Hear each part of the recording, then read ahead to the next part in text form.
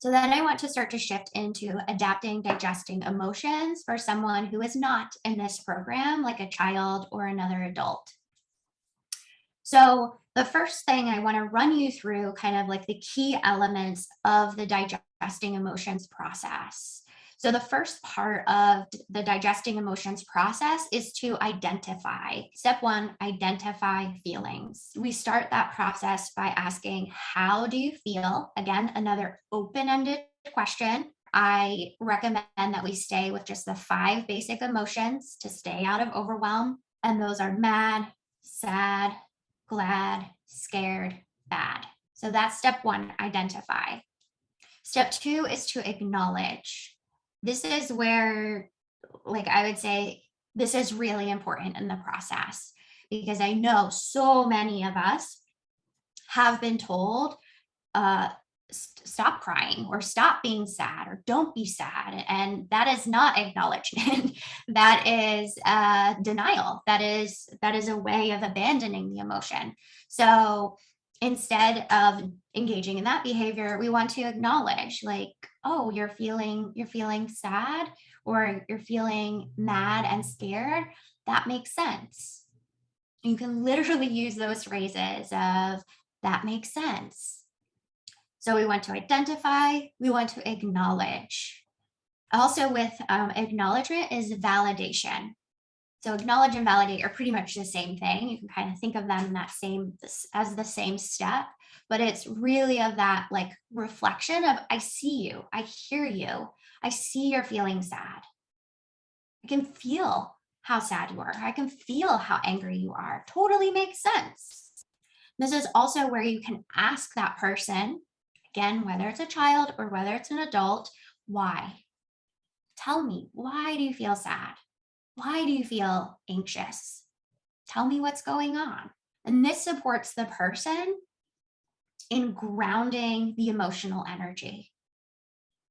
I don't know about you, but I know that if I can feel something, particularly like an emotion, somebody's emotions or energies, and it's not rooted in something, in other words, let me just give you an example. There will be times in our home where I can feel the energy has shifted. There's something going on with my husband, but I can't put words to it.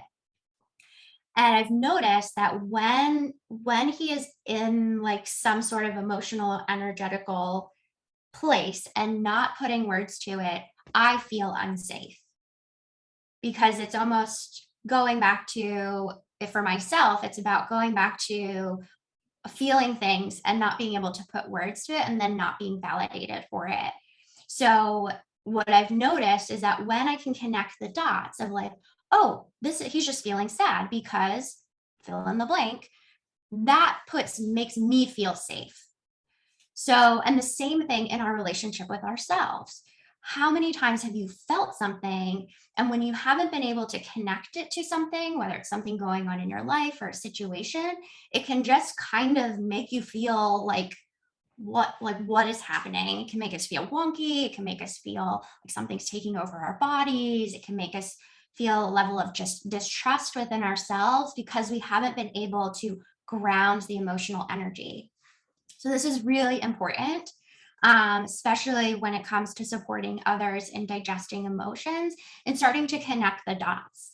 And connecting the emotion to a specific reason helps everyone feel like they're not crazy. It helps everyone recognize, oh, like I didn't just happen upon this emotion, it's happening because X, Y, and Z. And that totally makes sense. So this is why in digesting emotions, not only do we identify what we're feeling, but we identify why, because it not only makes you feel safe, but it also makes other people in your environment, in your home, feel safe as well, because then they're not thinking that it's them. If they know that it's something that they saw out on the street, then you don't take it personally. So we identify, we acknowledge and validate. Oh, that makes sense. And then we ask, what do you need?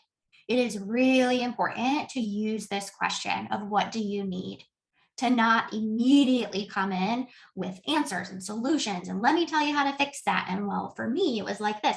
No, to ask and let the other person respond because we cannot assume what somebody else needs.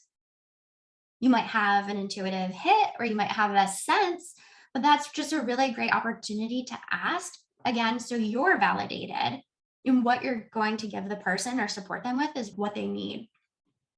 And again, this is a practice. This is just how things kind of operate here. Being the teacher and founder of this work is a common example of how to interact with others, particularly adults, is asking them like how do you feel?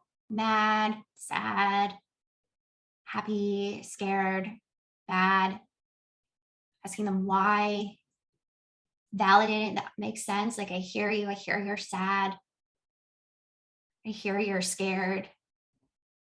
So, what do you need? And let them respond, let them express themselves rather than making assumptions or stepping in or stepping on toes or being over responsible.